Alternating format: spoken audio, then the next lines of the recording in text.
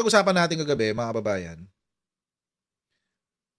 itong si Sara Duterte, nabalita na nga na hindi aattend sa hearing.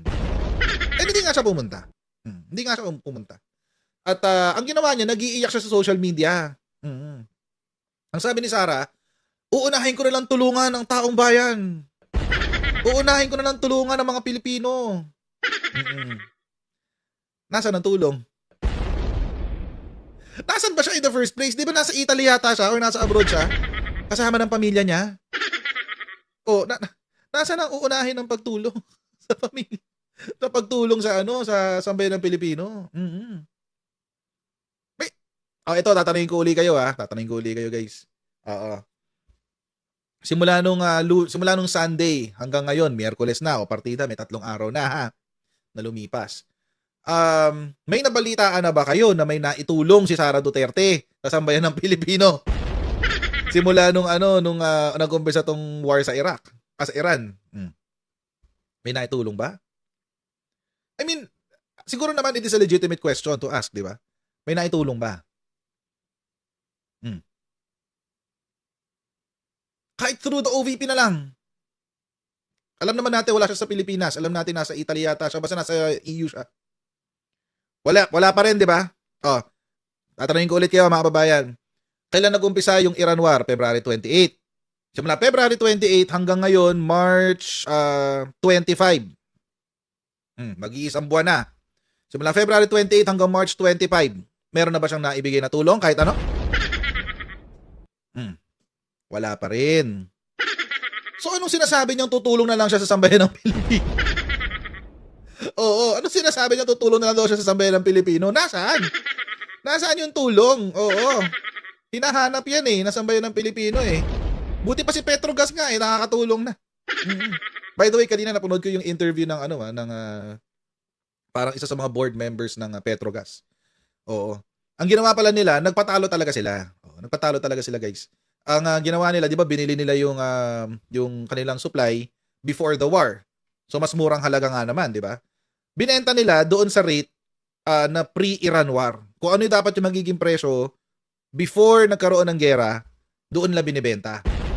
Kasi nga base doon sa presyo na kung paano nila na-acquire. And since sila naman na nag-initiate, good for them, 'di ba? At least nakatulong, 'di ba, sa sambayan ng Pilipino. So, kaya pala nare-retain nila. Parang sila na lang yata yung below 90 pesos na diesel. Or basta hindi pa sila nagwa 100 pesos na diesel. Tapos recently, nag-ano naman sila, nag 5 peso discount naman sila ngayon sa diesel. Hanggat nandyan pa raw yung supply. So 5 peso discount. Siguro inuubos lang nila yung supply nila prior to the war para... At saka ito pa pala ginawa nila. Nung pumutok daw yung gera, umorder na sila na worth 2 months of fuel. 2 buwang worth of fuel ang in-order na nila. So, kaya nila. Kasi ang ina-anticipate nila mga 2 months lang. And mga kababayan, mukhang pahupa na nga yung gera sa Iran. Mukhang pahupa na nga kasi itong si Iran mukhang nagmamakaawa na kay Donald Trump. Nagmamakaawa na kay Donald Trump tong Iran. Ito recent na kasi bumaba na raw sa world market ng diesel Simula nung nagkaroon ng peace talks. So ganyan ngayon yung sistema. But ngayon, mga kababayan, going back dito sa impeachment, yun nga sabi ni Sara Duterte, tutulong na lang daw siya sa sambayan ng Pilipino. Tutulong na lang daw. Wala pa nga siya na itutulong hindi pa nga siya nag-uumpisa. 'Di ba? Ano sinasabi ng tulong? Ano sinabi niyang tulong? Walang tulong. Wala siya tinutulong na binibigay. Kaya nga kahit no show siya sa hearing, mga kababayan, it's pointless. Hindi pa rin siya pinapaniwalaan ng taong bayan kasi nga wala naman siya naitulong. Diyos ko naman. Sumipot si Vice President Sara Duterte sa kanyang impeachment hearing sa Kamara. Habang ang ilang kongresista tila ng asar pa. Nagbaon sila ng chichirya na patama sa kontrobersyal na Mary Grace Piatos. Nasa frontline na balitang yan si Marian Enriquez. May pwesto, may nameplate at upuan ang House Justice Committee para kay Vice President Sara Duterte pero no show ang bise sa kanyang impeachment hearing. Nagpadala lang ng sulat ang legal counsel ni VP Sara na Fortune Narbasa and Salazar Law. Dito pinuna ng kampo ng bise ang sinabi ng chairperson ng komite na si Congresswoman Jervy Luistro na may tuturing daw na mini trial ang pagdinig ng Kamara. Unconstitutional o labag daw sa saligang batas yan. Senado lang daw kasi ang maaaring tumayong impeachment court. Okay. We believe Totoo naman. that the committee really has no jurisdiction to conduct any form of trial. Kasi There hindi was no counsel. disrespect intended because in fact, we had responded to the invitation. Sa pahayag pa ng bise, pinababasura niya ang mga reklamo dahil kulang daw ang ebidensya. Belta naman ng mga miyembro ng House Justice Committee. Okay. Ganyan lang ipapanoorin natin sa balita na yan. Kasi mga kababayan, mukhang itong kampo ni Sara Duterte ay naging biktima na ng kanilang sariling diskarte. I think they have avoided the issue long enough that they have been that they are now cornered by their own strategy. Naipit na sila mga kababayan. Oh, ipit na sila. Bakit? Kasi mga kababayan, sinasabi nila, nakakatawa nga eh. Sabi ng mga abogado ni Sara Duterte, unconstitutional daw yung hearing. Bakit?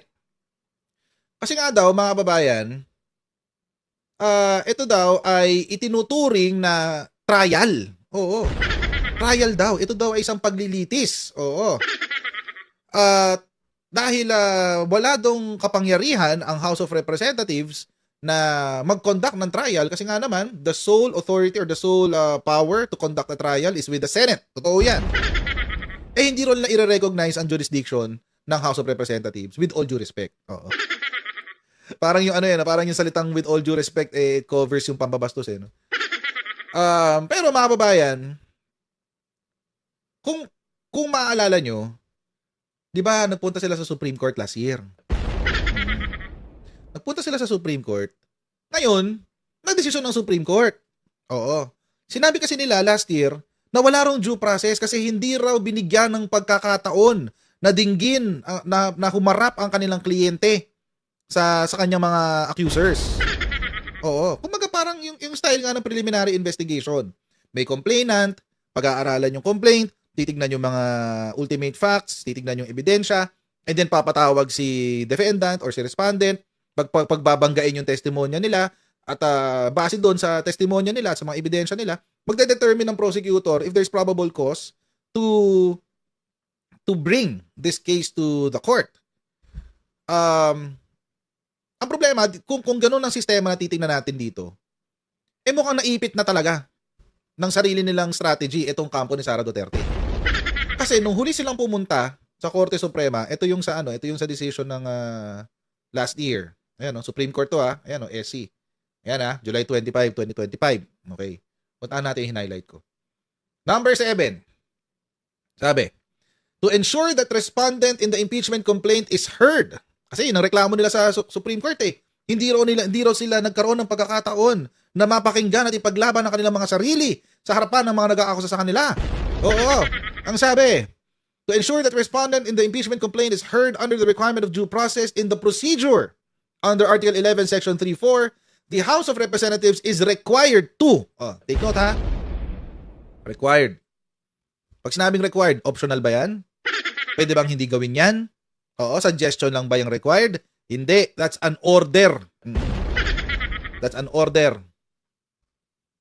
Required to provide a copy of the articles of impeachment and its accompanying evidence to the respondent, to give her an opportunity to respond within a reasonable period to be determined by the House rules. The Constitution only requires an opportunity to be heard. It is up to the respondent to waive this fundamental right and opt to present his or her evidence at the Senate trial.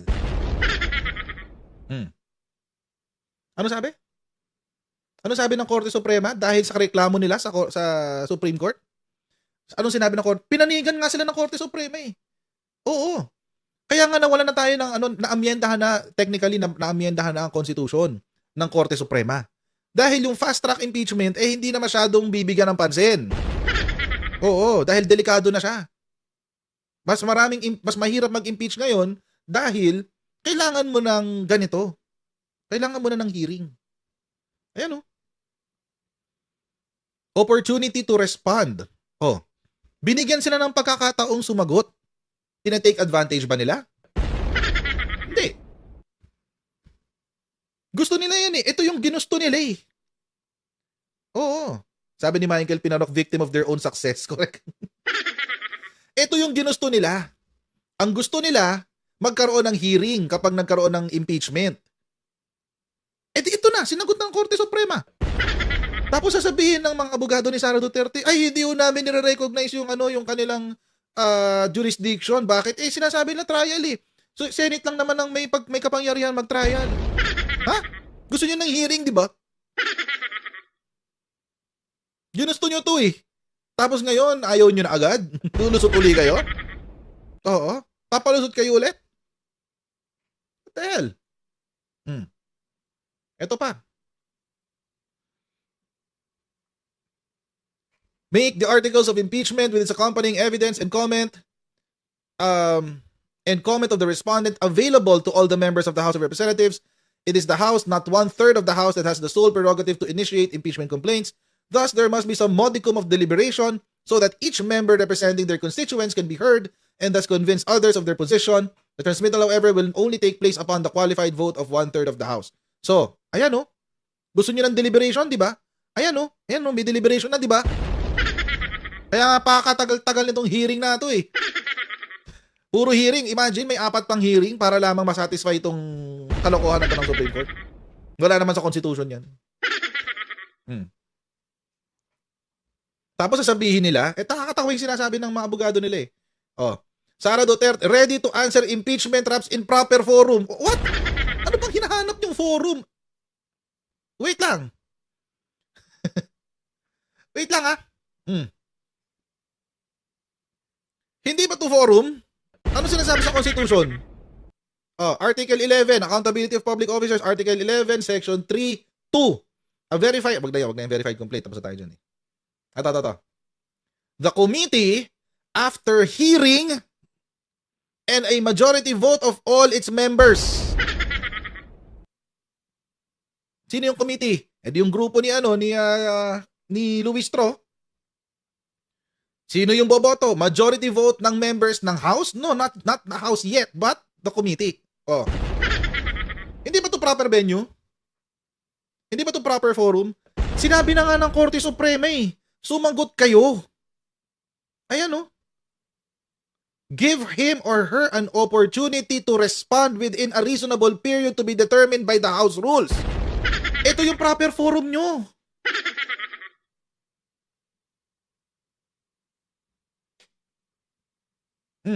Ito yung proper forum nyo.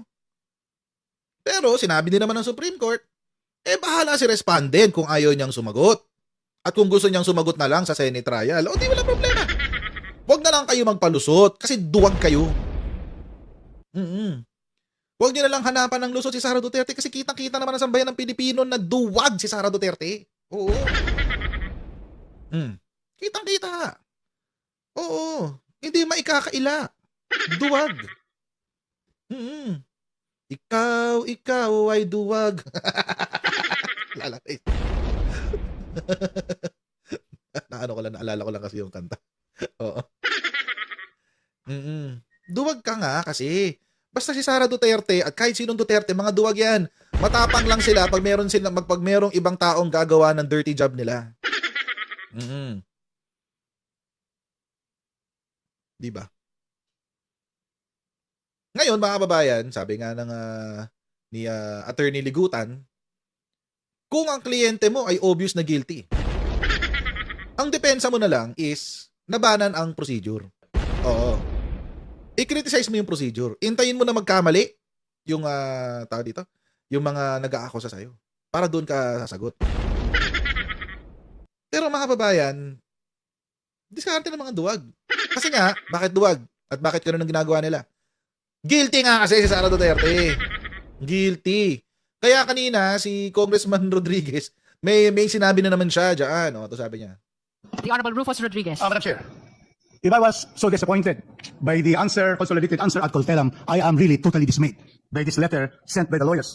We have here 6 lawyers who has submitted a letter to the Honorable Chairperson, Jervil Luistro, that we have no jurisdiction to conduct this hearing, this which they term as mini trial. Madam Chair, in the first page of the letter, March 24, 2026, it says, the Constitution vests the authority and power to conduct trial solely in the Senate. Clearly, what applies here is the constitutional provision that in the impeachment proceedings we will have a hearing. It is not a trial. That is very much clear under our Constitution. They are citing here Correct. Section 3.8, Article 11 of the Constitution, the state shall have the sole power to try and decide on case of impeachment. That is right. But we are governed not on the hearing by the Senate, but we are governed by the proceedings on impeaching to find out probable cause. Then, Madam Chair, in this letter, the second page, it says, the same, Article 3 to 11, the same does not give the committee any power or jurisdiction. Can you imagine that? How can they be able to support this allegation that the committee has no power or jurisdiction to conduct any form of trial? Meaningful blown, because precisely we are not having a trial here on the merits, but only, Madam hearing. Chair, on a hearing to determine probable cause. And then it also says that it is basic that all rules must not contravene. We are not. The committee is not contravening the Constitution nor our rules or any law for that matter. And then finally it says, Madam Chair, that on the ground they're saying that we have no authority and jurisdiction on the ground that the committee and or the HOR as well as any of its members and lack jurisdiction to conduct any form of trial or exercise of its incidents. Any law student would know that precisely our committee has the power to hear or find the probable cause by that too. Totoo, guys. Any law student, kahit sinong law student, kahit first year, basta nakatapos na siya ng midterms, pwede na. Oo. Basta nakatapos siya ng midterms, so pwede niya ng Any law student will tell you that the impeachment, that the House of Representatives has the sole authority to initiate an impeachment. And to hear, ito nga, yung binasa natin kanina. Ayan. Ayan. And to hear yung impeachment complaint. So, basic yan, basic. Kaya ka nakakatawa yung sinabi ni Kung Rodriguez eh. Kasi, di ba, kung 20 million na acceptance fee mo, you're expecting a 20 million peso answer, di ba? Ganun lang kasimple. Kaso, hindi raw 20 million peso answer, guys. Complaints where we found sufficiency in form, substance, and grounds. Therefore, I move that we is an order traversing these particular erroneous allegations in this letter. Erroneous, because they are the ones contravening the Constitution. The lawyers to the Vice President are the ones contravening our rules of impeachment. But then, in that letter, we invite them again to appeal in the next hearing because we are always mindful of giving due process. So move with Mr. Chair. Let us answer this with this committee. Second. We should answer that these are all erroneous and this is not in compliance. It's against the Constitution itself, Cited. which they are citing. And then be giving them due process. Are you disappointed, Madam Chair? This is the chance of the Vice President. In their answer, they did not put forth. I thought it was a strategy that in the hearing they'll be able to appear. Although, Madam Chair, I don't agree that we should have the Vice President appear here, but counsel should appear and be able to traverse all the 6 grounds of the third complaint and the 5 grounds of the 5th complaint. So I move that he is an order traversing this, saying that these are all erroneous and that they, in spite of their erroneous interpretation of the Constitution, they are invited to the next hearing if they so mind because it's clear. Our grounds are clear. The lawyers. May we be clarified on the purpose of your motion of inviting the lawyers in relation to the letter that they sent to us? Also that, I probably, but no, Madam Chair, very clearly, the letter has no basis in law, on the Constitution and our rules. We don't have to let them explain. Stop. I'm saying that we should be able to tell the lawyers that this is really a scrap of paper that they have submitted to this honorable committee. It's an insult to the committee. Scrap of This is paper what they daw. want. And so therefore, we have an order from the committee for them to tell them that they are wrong and that they are invited in the next hearing so that we continue to try to give due process to the Vice President, which we wanted precisely to have her side on these grounds. Thank you. Your motion, Honorable Rodriguez, is to invite the lawyers to answer to the committee about the erroneous impression that they're giving about the proceeding of the Justice Committee. Is that your motion? No, not anymore. They've already stated this. What I'm saying is that you have an order denying this manifestation and putting our reasons why their letter dated March 24 has no basis in the Constitution, the rules, and the law. And then at the same time, invite them to attend the next hearing so that they're minded. We are inviting the parties and the councils every time we have a hearing. Yeah, but in this case, they are saying that they don't have jurisdiction. Jurisdiction. Gets ko yung sinasabi ni Kong Rufus eh. Sinasabi kasi nung mga abogado ni Sara Duterte, wala doon jurisdiction. Mga kababayan, big deal kasi 'yun. Big deal kasi nasabihin mo na walang jurisdiction. Kasi kung matagal na po kayo sa channel ko, ang jurisdiction po kasi, ang ibig sabihin niyan ay ang kapangyarihan ng isang tribunal tulad nito ng House of Representatives Justice Committee over the case, yung cause of action or the case, at saka over the plaintiff and over the respondent. So, yung sabihin, at saka minsan, kasama pa yung over the property or the rest. So, 4 yun. 4. Kapangyarihan ng isang tribunal or korte sa kaso, sa plaintiff, sa respondent or defendant, at saka doon sa property. 4 yun. So, kung walang kapangyarihan, pag kulang yung 4 na yun, mga kababayan, walang kapangyarihan, walang jurisdiction. Hindi mo pwede mong hindi puntahan o pwede mong hindi i-recognize kasi wala siyang kapangyarihan sa'yo. So, Itong sinasabi ng kaya galit na galit si itong si Kong Rufus Rodriguez.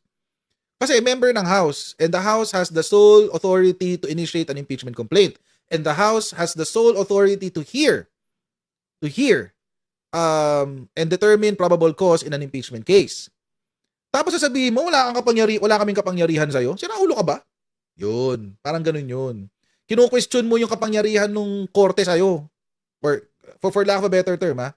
For lack of a better term. Kino-question mo yung kapangyarihan ng korte sa'yo. In a regular court, kung sa RTC yan, or sa kahit MTC, MTCC, isa-cite ka in contempt. Sigurado yun. You'll be cited in contempt. Pero this is a quasi-judicial tribunal. So,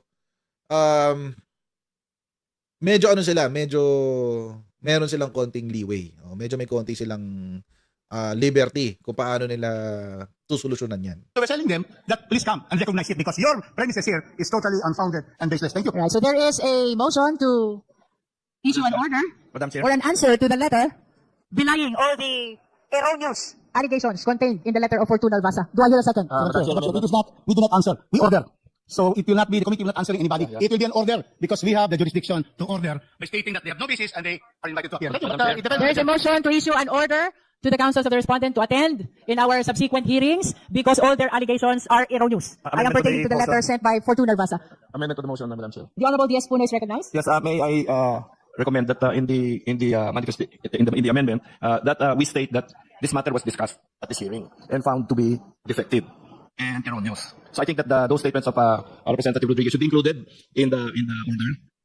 And then the invitation. Well, I think we should make it clear that it was discussed, just so that it's not made to seem later on that it was dismissed without due deliberation here. Madam Chair, may I? Is this in relation also to the motion? The Honorable Zia Alonso Adjong. Before we act on the motion, Madam Chair, just for the public consumption, because our kababayans are watching us right now, the order as proposed by Congressman Rufus Rodriguez should not be taken as something for this committee to treat the lawyers with an equal footing. Because the legitimacy of this process does not rely on the acceptance or recognition of these lawyers, or anyone for that matter. We are exercising our constitutional duty to proceed with the investigation, with the hearing, as we are conducting right now. Para po sa kaalaman ng karamihan, yung sinasabi po ni Congressman Rufus Rodriguez is not really in response to put them in the equal footing as though the lawyers and this committee is exchanging ideas or opinions. Because number one, hindi po nakasalalay ang integridad, ang proseso at legitimacy ng hearing na ito sa acknowledgement, recognition ng sino man o Correct. party, Madam Chair. Madam Chair, Tama yun. The Honorable D.S. Puno. to the chairperson, as chairman. It is addressed to the chairperson, yes, as chairman. Nakakatawa rin to si Puno, no? All of a sudden, biglang participating na siya. Biglang good boy na ulit, ha? Naibigay lang yung budget, no? Good boy na ulit. Ang yata si Puno, tapos mag-tantrums, no? Kairita. Sorry, Nairita lang ako sa ginawa niya. Tuloy natin. Person of the committee. That's correct. So I think at the very least we should manifest that this has been brought out to the members. It has been read by Representative Ridon, and it has been commented upon by Congressman Rufus Rodriguez. That does not make them and give them equal status with us. It merely tells them that we are fair, and we have taken this into consideration and actually found their manifestations and their letter to be defective in substance, no, in what Madam they Chair, allege. Madam Chair. The Honorable Jokno. Yes, I have some serious reservations about using the term order because it could be twisted and made to appear that we are acting like a court. I would agree that we should respond to the letter since it was addressed to the chair. Perhaps the chair could synthesize all of the discussions made today. And if I may add on that point, we are exercising a constitutional duty today and in Right. succeeding hearings to I mean, conduct I may not agree with Chel Jokno's politics, pero tama siya sa sinabi niya. This is the constitutional duty of the House of Representatives. Kaya nga nakakatawa rin pala, by the way, yung mga sinasabi ng mga DDS na meron pang gera, inuuna pa yung impeachment. Ito na si Regal Oliva. May 60 pesos na raw ang dollar, tapos inuuna pa raw ang impeachment, gago lang daw. Hello? Constitutional mandate ng House of Representatives yan, bobo lang. Mas abogado ka pa sa akin, Diyos ko. Tapos na siya ng law school, nakapag-bar na siya. Ako, patapos pa lang. Siya, hindi pa nagbabar. Diba? Constitutional mandate yan eh. Regardless kung gusto nila yan o ayaw nila, kailangan nilang gawin yan.